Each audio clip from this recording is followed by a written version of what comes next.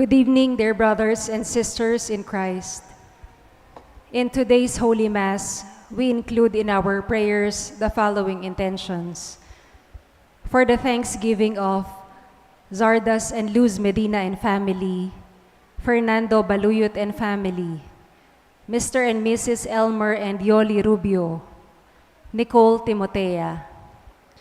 For the birthday thanksgiving of Raeli Lorin Sampana, Marie Luis Hocolan, Dr. Faye Ann Cruz Siron, Kathleen Ann San Pedro. For the special intentions of Mary Manet Pineda, Nelson Dampil, Joselito Garcia, Dick and Helen Galang, Ella Gomez, Eleanor Ventura, Jonel Pamintuan, Pauline Dairit, Stephen Floyd Gopez, Camille Angelica Nuki, Christian Lee Canlas, Edelwina Lim, Ria Faye Tabud and family, Rex Palafox and family, Leia Marie Espiritu, Lori Jimenez, Julieta Liwanag, Aniela Jade Lakap, EBA, Mirna Oliege, Genia Reforma, Nicole Timotea. For the speedy recovery, safety, good health, and complete healing of Sister Benita Reyes, Remigio Pangan, Rubia Gonzalez, Melissa Villanueva, Maricon Makadangdang, Ronnie Reyes, Perry Dairit, Rose Tiglao, Milger and Antoinette Javier, Clarita Doruelo, Irene Otencio, Pauline Dairit, Josie Palafox, Emeline and Tacao Inove, Emiliano Di Maano, Luz Viminda Co, Maria Rina Apostol, Toby Teodin, Christina Chow Grenfell, Joy Manuel, Nicole Timotea, and all our sick relatives and friends, and those with COVID at present. We pray for the guidance and protection of the Holy Spirit, for the family of Annie Razon, the families of Antonio and Josefina Guevara, Alfredo Jr. and Amelia Julian, Bert and Angie Bautista, Imelda and Clifford Ray Umali, Socorro Tiksay, Eusebio and Norma, Nicole Tayaw. And for the eternal repose of the souls of Manuel, Teresita, Mark Louie, Juanita, Cesar, Marian, Merla and Olga, Mark Romuald, Mario, Arsenia, Rodolfo and Siriaco, Emiliano and Nieves, Jose, Trina and Perla, Benedicto and Rodrigo, Victoria, Hernan, Walter, Felicidad, Lionel, Wilma, Oscar, Oliva, Honorato, Edgardo and Martina, Estrella, Marita, Maria Nieves, Alejo and Erlinda, Florence and Alberto, Maria Clarissa, Albert, Mariano, Samson, Orlando, Eliseo Jr. and Juanita, Michael, Jovencio Jr., Estela, Reynaldo, Teresita, Andre Joe, Robert, Emerita, Rachel, Myra, Alfredo Sr., and all the poor souls in purgatory, and all those who have died because of the pandemic, and also for our safety and the safety of all frontliners against COVID.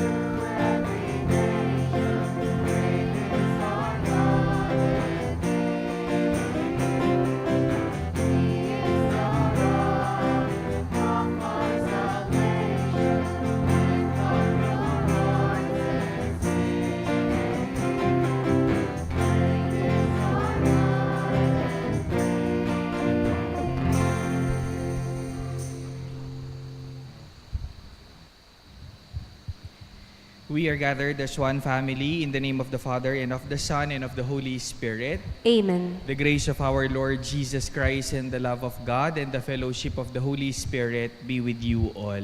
And with your spirit. Good evening po. Good evening, Among. We are celebrating today the 17th Sunday in Ordinary Time. And as we begin this Eucharistic celebration, let us first of all acknowledge our sins and so prepare ourselves to celebrate the sacred mysteries.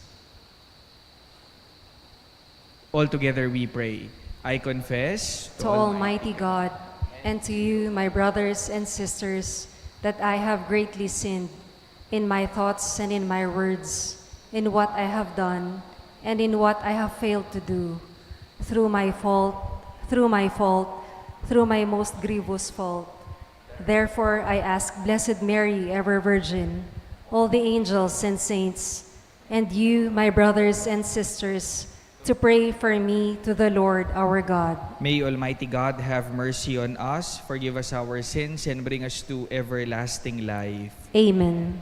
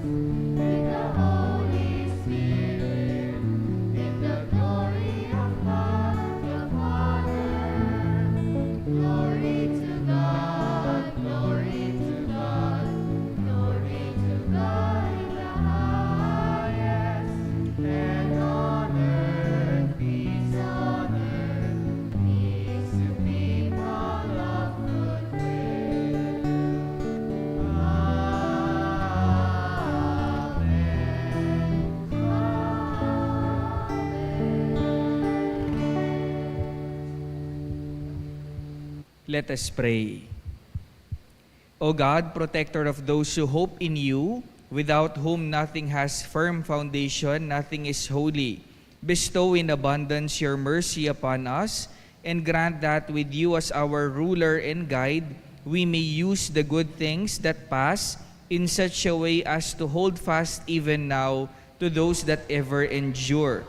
Through our Lord Jesus Christ, your Son, who lives and reigns with you in the unity of the Holy Spirit, God forever and ever. Amen.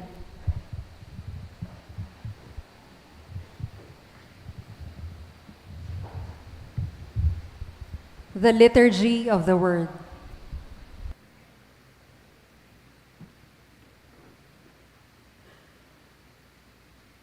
A reading from the first book of Kings.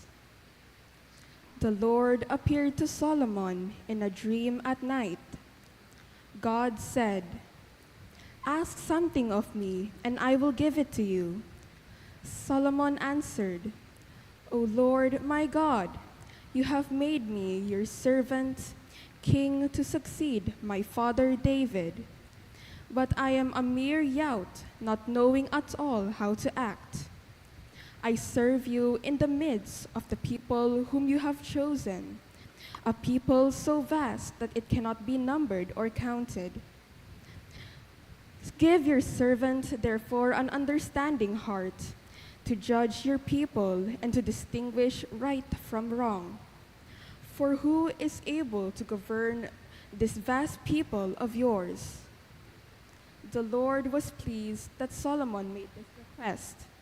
So God said to him, "Because you have asked for this, not for a long life for yourself, nor for riches, nor for the life of your enemies, but for understanding, so that you may know what is right, I do as you requested.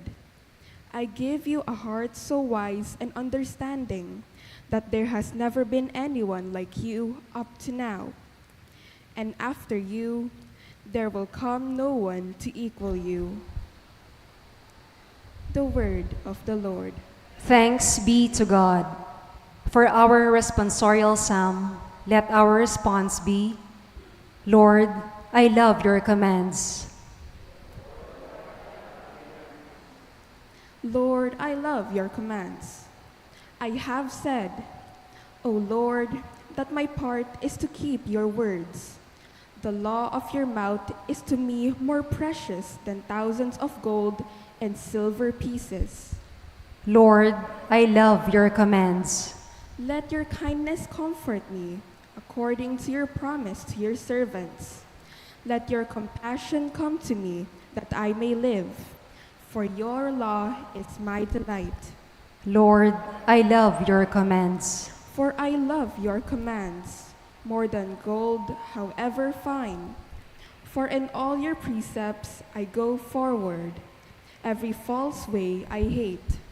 Lord, I love your commands. Wonderful are your decrees, therefore I observe them. The revelation of your words sheds light, giving understanding to the simple. Lord, I love your commands.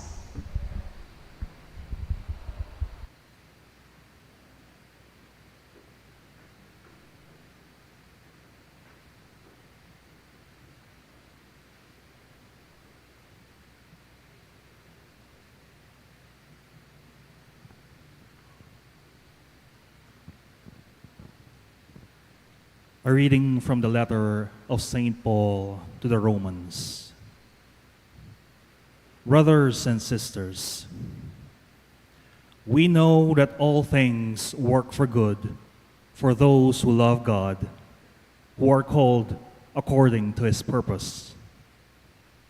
For those he foreknew, he also predestined to be conformed to the image of his Son, so that he might be the firstborn among many brothers and sisters.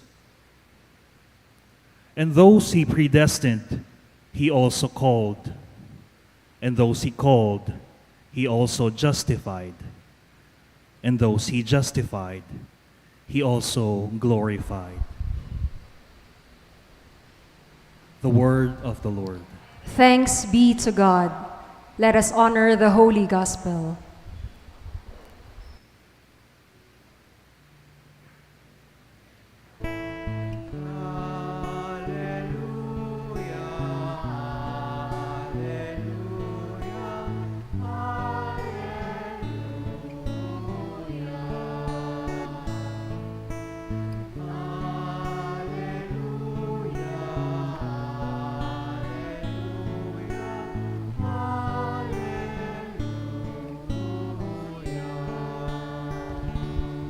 All together.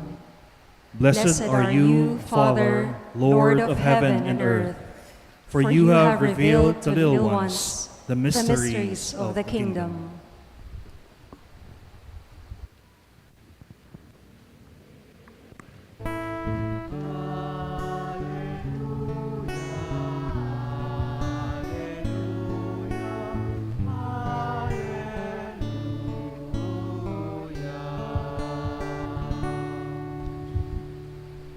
The Lord be with you. And with your spirit, A reading from the Holy Gospel according to Saint Matthew. glory to you, O Lord.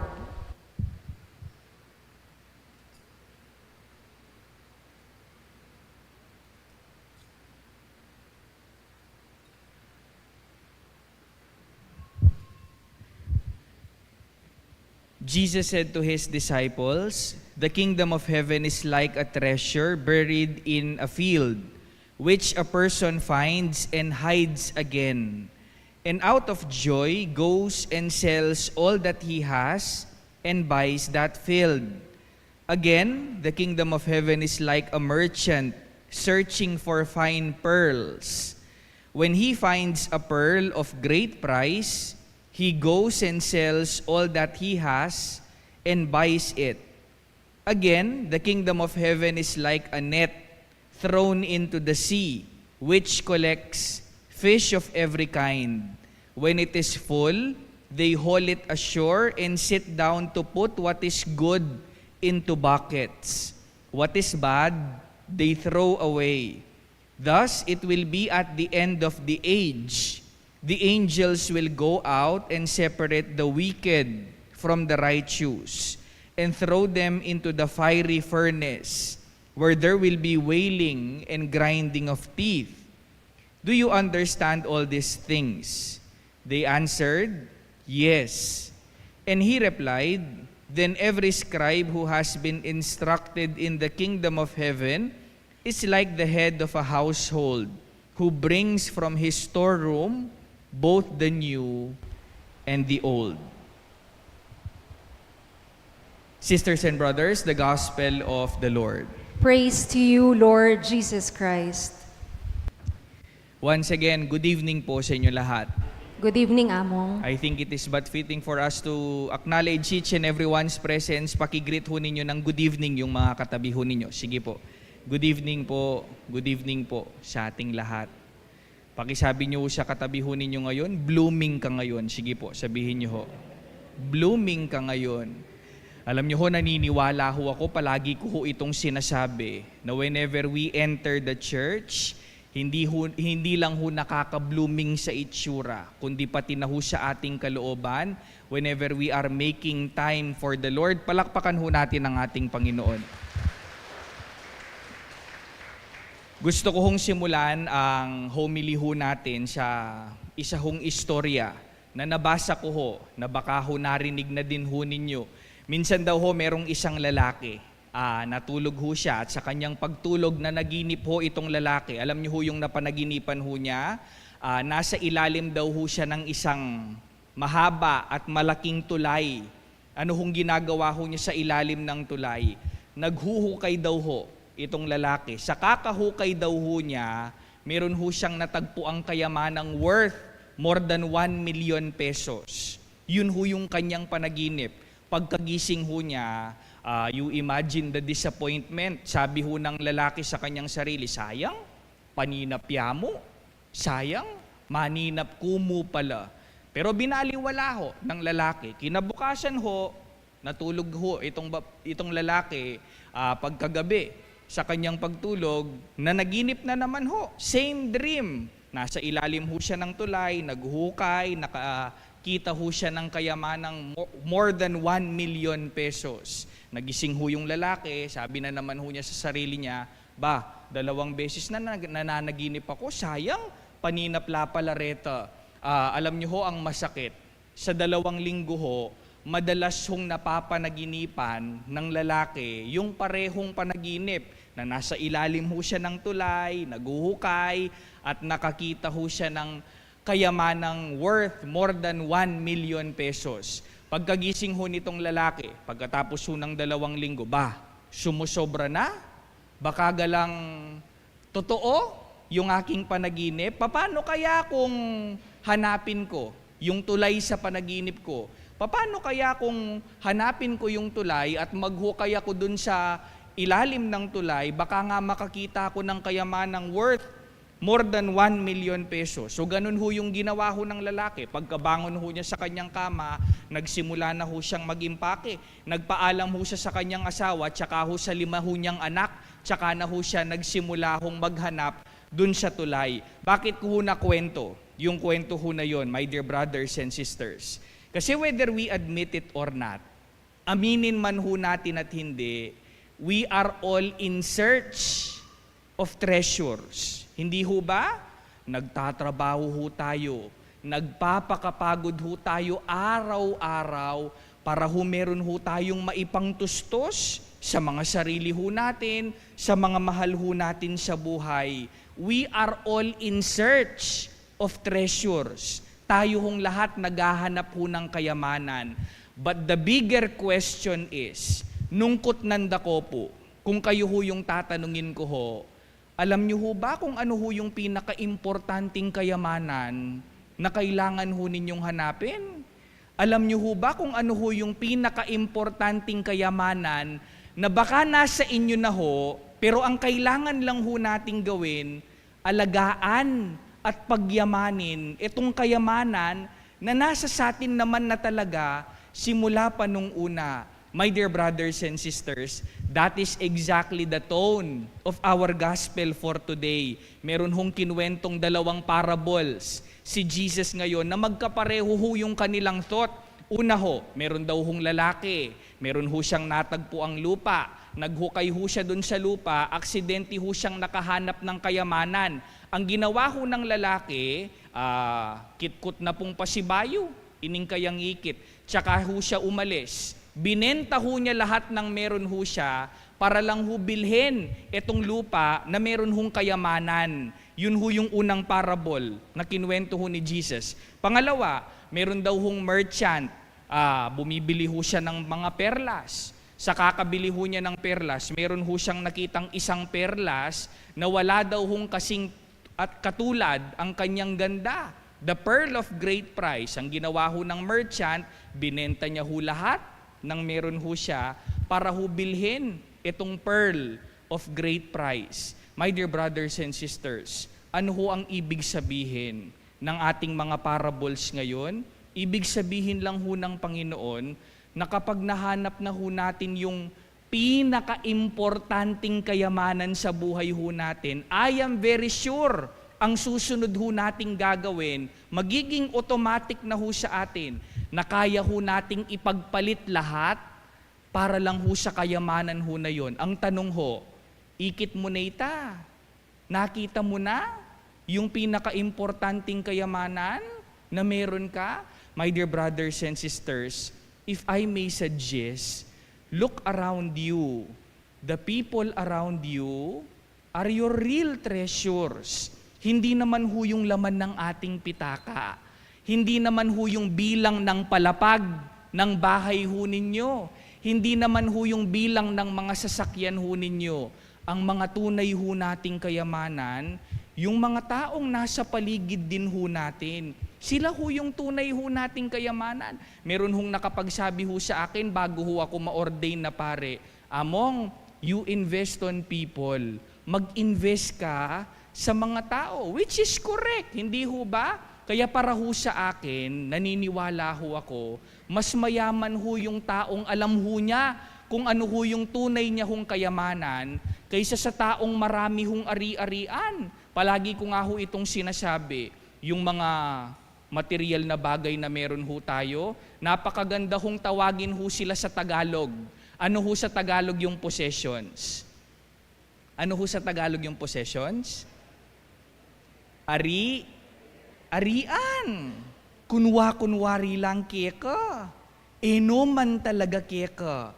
Mawala la rin. Milabas la rin. Alam nyo ho, yung tatay ko ho, taga Cabalantian. At alam ho natin yung nangyari sa Bacolor nung 1990s. 1992 ho ako pinanganak. Hindi ko na ho masyadong nakita yung lahar. Pero naramdaman ko ho yung epekto ho ng lahar sa buhay ho namin.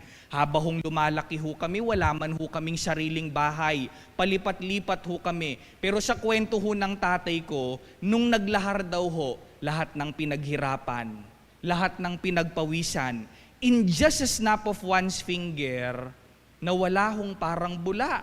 Kanina lang ho, bago ho ako nagpunta ho dito ho sa simbahan ho na ito, meron ho akong nakitang video ho, sa may Candaba ho, napakaganda ho ng bahay. Pero dahil ho sa mga malalakas na ulan recently, dahil sa pagbaha, yung magandang bahay nasira ho sa may Candaba. My dear brothers and sisters, sa mga ganyang pangyayari, alam na alam ho natin kung sino ho yung pearl of great price na meron ho tayo. Sila ho yung mga taong nasa paligid ho natin. Alam nyo ho, bago ho ako naging seminarista, nights ho ako na kagaya ng mga binata ho na nandito ho sa ating altar. Ito hong mga gwapong mga nights ho natin dito ho sa St. Jude. Pumasok din ho akong nights nung bago ho ako pumasok ng seminaryo. Alam nyo ho, nung nights ho ako, bata pa ho nun ako, naririnig ko ho, ewan ko ho kung narinig na din ho ninyo ito, sabi ho nila, sa ilalim daw ho ng mga altar ng simbahan, meron daw hong nakabaon na kayamanan, lalong-lalo na ho sa mga matatanda hong mga parokya, sa ilalim daw ho ng mga altar ng simbahan, may mga kayamanan daw ho. Kaya nung night show ako, pag minsan naiisip ko po, paano kaya kung magdala minsan ako ng pala? Mangulkul ko kaya? Bangkanta may kwalta ko po ne. Bangkanta manakit ko pong kayamanan. Pero nung tumanda na ho ako, at lalo na ho ngayong naging pari ho ako, alam nyo ho, na-realize ko na kapag nagmimisa ho ako, yung kayamanan wala naman ho sa ilalim ng altar. Alam nyo ho kung nasan ho yung kayamanan? Nasa harapan ng altar. Kayo ho, ang mismong kayamanan. Lenyo na mo po yung kasiping yo. Tignan nyo ho yung katabi ho ninyo kung mukhang kayamanan. Sige ho. Mukha ho bang kayamanan yung katabi ho ninyo? O mukha lang hong mayaman yung katabi ho ninyo? Alam nyo ho, my dear brothers and sisters, yan ho ang ilagay ho natin sa ating puso at isip. Invest on people. Nakakalungkot ho kapag meron ho tayong nabalitaan, anak, ene paksabyan ni mana. Anak, hindi ho kakausapin yung tatay. Bakit? Hindi lang binili ng cellphone, hindi lang binili ng magandang bag, hindi lang binili ng gadget. Nakakalungkot ho kapag ganon, hindi ho ba? Nakakalungkot ho kapag merong mag-asawa, hindi ho sila magkikibuan ng 1 week. Bakit? Kasi hindi pinariband ni Mr. si Mrs. Hindi ho ba? Nakakalungkot ho kapag ganon. Nakakalungkot ho, mas seryoso hong halimbawa. Nakakalungkot ho kapag may nag-aaway ho sa isang kapirasong lupa, tapos malaman-laman mo, mi bapala pala, mi darala pala, mi kapatadla pala, magkapamilyala pala. My dear brothers and sisters, kapag nahanap na ho natin yung tunay na kayamanan ho natin, maniniwala ho kayo na kaya ho nating pagpalit lahat para lang ho sa mga kayamanan ho na yun. So pag uwi ho ninyo ng bahay, hindi na ho kayo kailangang maghukay. You just open your bedroom, your living room, your kitchen, at akit mo la ring taong at siyu, king kilub na ning kekang bale, ilapin, ring tune kayamanan mo rin. Itutuloy ko ho yung kwento ho kanina. Alam nyo ho, itong lalaki, nahanap niya ho yung tulay. Ikit ne po ining tete. Nahanap niya ho yung tulay. Pagkakita niya ho sa tulay, talaga hong naglundag ho itong lalaki sa tuwa. Pagkakita niya ho sa tulay, binaba niya ho yung kanyang bag, tsaka na ho siya nagsimulang maghukay, walang patumpik-tumpik. Nagsimula hong maghukay itong lalaki. Habang naghuhukay ho siya, meron hong lumapit na matandang babae sa kanya. Tinanong ho siya ng matandang babae, anong ginagawa mo? Ito hong lalaki, dahil ho excited hong maghukay at makita ho yung kayamanan, sabi niya ho sa matandang babae, umalis ka dito, wala kang pakialam. Sumagot ho yung matandang babae, hindi, kasi kaya ako natanong, 2 linggo na din akong nananaginip, na meron din palang lalaking naghuhukay dito sa ilalim ng tulay.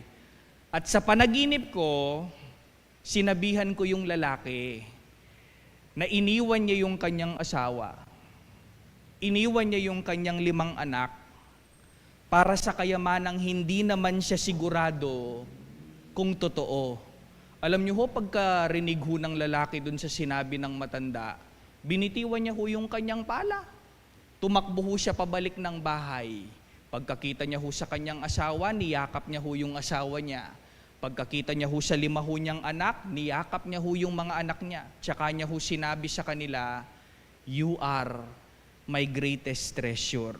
My dear brothers and sisters, kapag nakita ho ninyo yung pearl of great price, ang susunod ho ninyong gagawin, kaya ho ninyong ipagpalit lahat para ho sa tunay na kayamanan na meron ho kayo. Last request ho, tignan nyo ho ulit yung mga katabi ho ninyo. Sige po, tignan nyo ho. Tignan nyo ho kung mukhang mayaman yung katabi ho ninyo. Sabihin nyo ho sa katabi ho ninyo, hello? Sige po, lakasan ho ninyo, hello? Sabihin nyo ho sa katabi ho ninyo, alam mo, habang tinitignan kita, naniniwala ako, mas mayaman ka sa akin. Penging pera. Ay, hindi po. Joke lang po yun. Joke lang. Hindi ho yun yung sasabihin ho ninyo. Sabihin nyo sa katabi ho ninyo, hello? Sabihin nyo sa katabi ho ninyo, you are my greatest treasure. Panga-plastic yun po. Joke lang po. Joke lang. So, my dear brothers and sisters, ito hong 2 parables na kinuwento ho ni Jesus tungkol ho sa kayamanan. Tunay na kayamanan, kayamanang hindi nawawala, hindi nasisira, at ano ho yun? Ang pagmamahal ho natin sa mga taong nakapaligid at binigay ng Diyos sa atin. Amen. Please all stand. I believe in God, The Father Almighty, maker of heaven and earth, of all things visible and invisible. I believe in one Lord Jesus Christ, the only begotten Son of God, born of the Father before all ages, God from God, light from light, true God from true God, begotten not made, consubstantial with the Father. Through him all things were made. For us men and for our salvation, he came down from heaven, and by the Holy Spirit was incarnate of the Virgin Mary and became man. For our sake he was crucified under Pontius Pilate.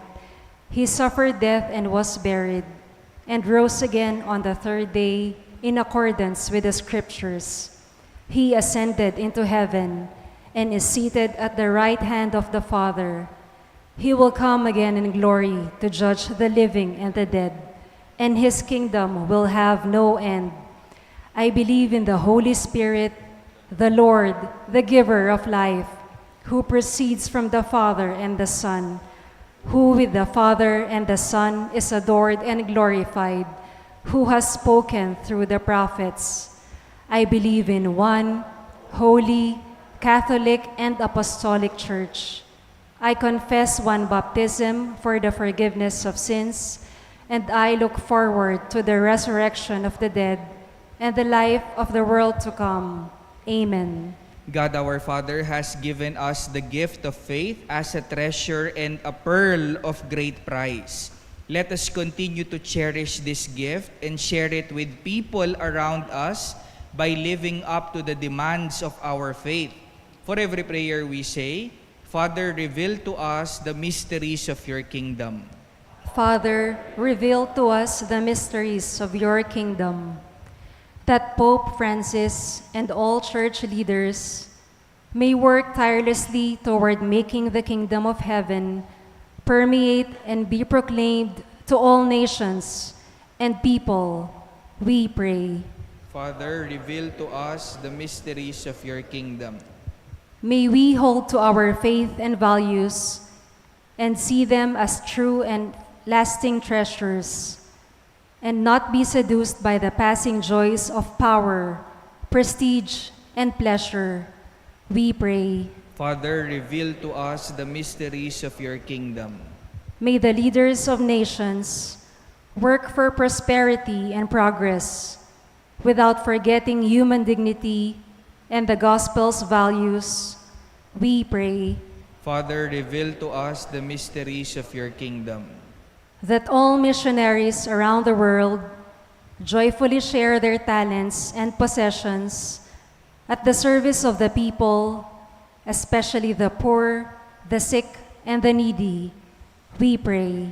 Father, reveal to us the mysteries of your kingdom. That those who have died, especially missionaries, may at last find their pearl of great price in the heavenly kingdom and attain eternal peace with you, O God, we pray. Father, reveal to us the mysteries of your kingdom. Let us pray for the urgent concerns of our community and our personal intentions. We pray. Father, reveal to us the mysteries of your kingdom. Loving Father, reveal to us the mysteries of your kingdom. Let your kingdom come to and through us. Grant this through Christ our Lord. Amen.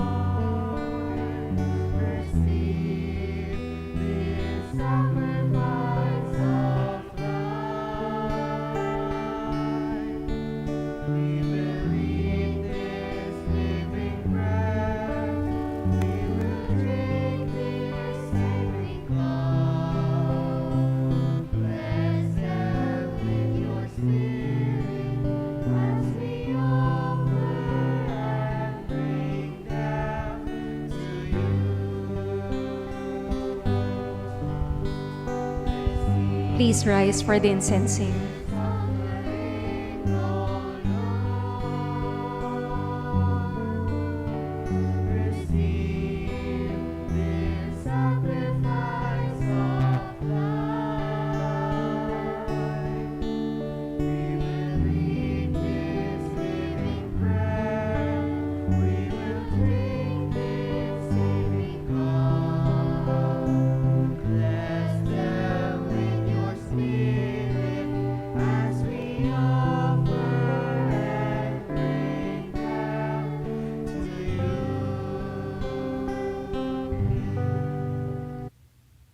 Pray, sisters and brothers, that my sacrifice and yours may be acceptable to God, the Almighty Father. May the Lord accept the sacrifice at your hands for the praise and glory of his name, for our good and the good of all his holy church. Accept, O Lord, we pray, the offerings which we bring from the abundance of your gifts, that through the powerful working of your grace, these most sacred mysteries may sanctify our present way of life, through Christ our Lord. Amen. The Lord be with you. And with your spirit, Lift up your hearts. we lift them up to the Lord. Let us give thanks to the Lord our God. It is right and just. It is truly right and just, our duty and our salvation, always and everywhere, to give you thanks, Lord, Holy Father, Almighty and Eternal God.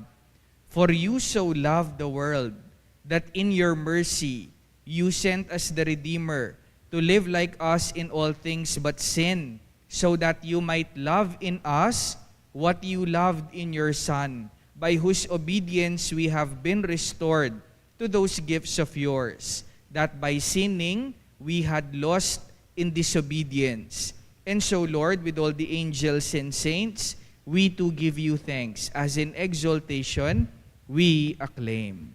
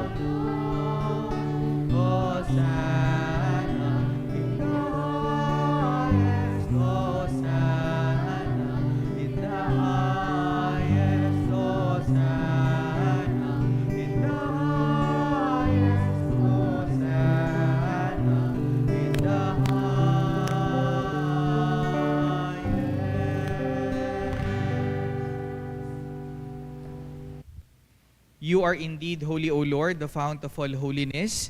Make holy therefore these gifts, we pray, by sending down your Spirit upon them like the dewfall, so that they may become for us the body and blood of our Lord Jesus Christ.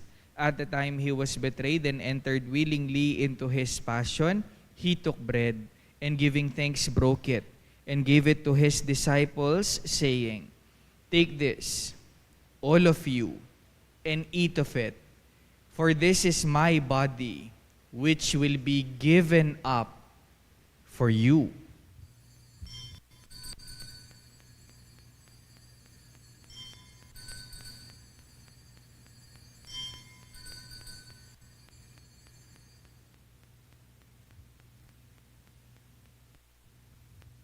In a similar way, when supper was ended, he took the chalice, and once more giving thanks, he gave it to his disciples, saying, "Take this, all of you, and drink from it, for this is the chalice of my blood, the blood of the new and eternal covenant, which will be poured out for you and for all, for the forgiveness of sins.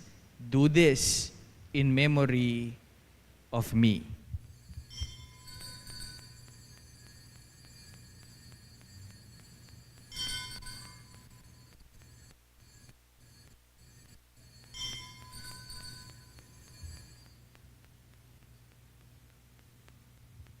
The mystery of faith.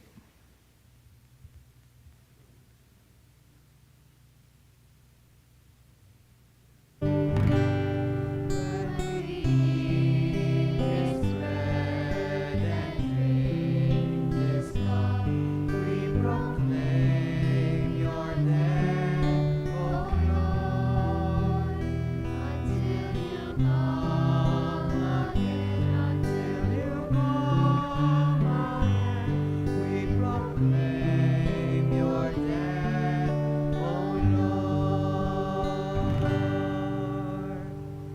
Therefore, as we celebrate the memorial of His death and resurrection, we offer you, Lord, the bread of life and the chalice of salvation, giving thanks that you have held us worthy to be in your presence and minister to you.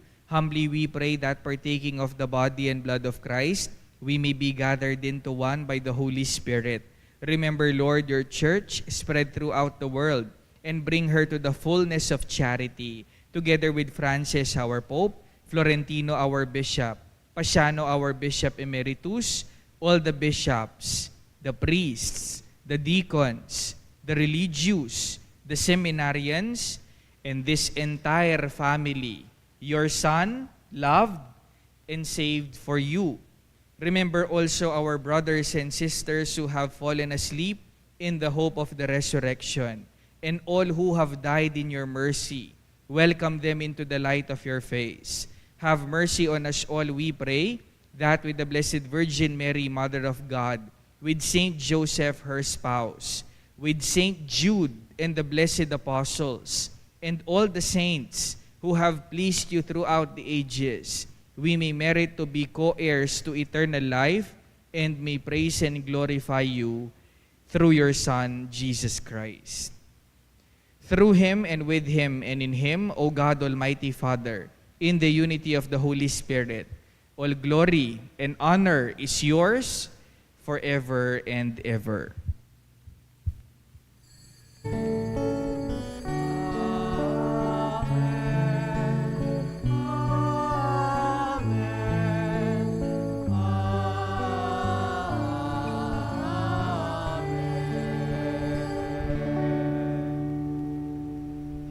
At the Savior's command, informed by divine teaching, we dare to pray.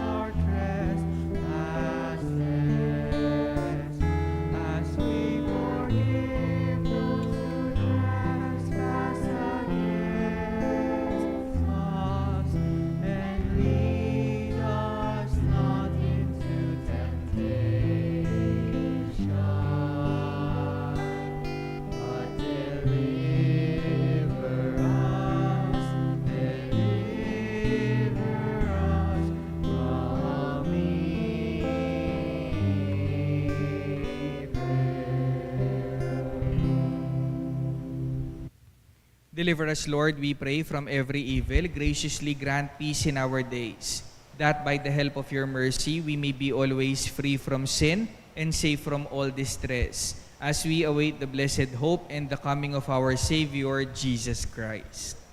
For the kingdom, the power, and the glory are yours, now and forever. Loving and merciful Father, our Lord Jesus Christ, your Son, said to his apostles, "Peace I leave you, my peace I give you.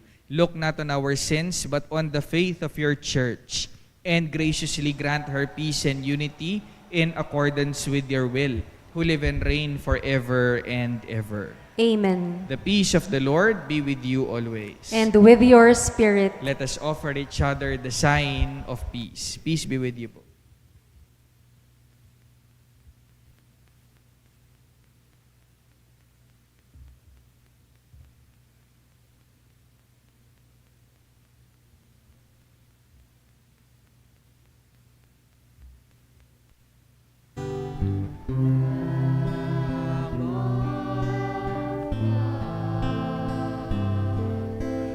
Take away the sins of the world.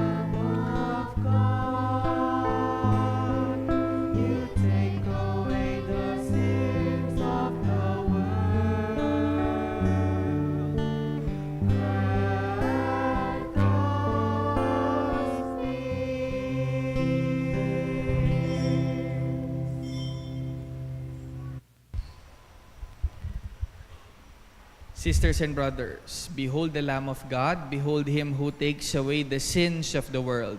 Blessed are those called to the supper of the Lamb. Lord, I am not worthy that you should enter under my roof, but only say the word, and my soul shall be healed.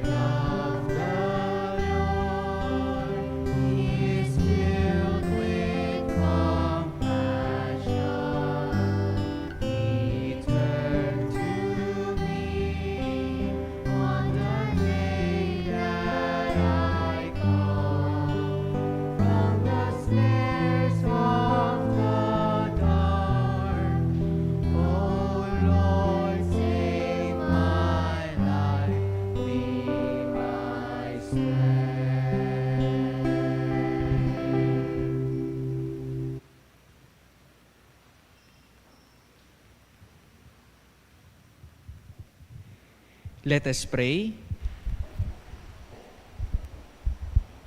We have consumed, O Lord, this divine sacrament, the perpetual memorial of the passion of your Son. Grant, we pray, that this gift, which He Himself gave us with love beyond all telling, may profit us for salvation through Christ our Lord. Amen. The Lord be with you. And with your spirit. And may Almighty God bless you and your families. In the name of the Father, and of the Son, and of the Holy Spirit. Amen. Go in peace, glorifying the Lord by your life. Thanks be to God.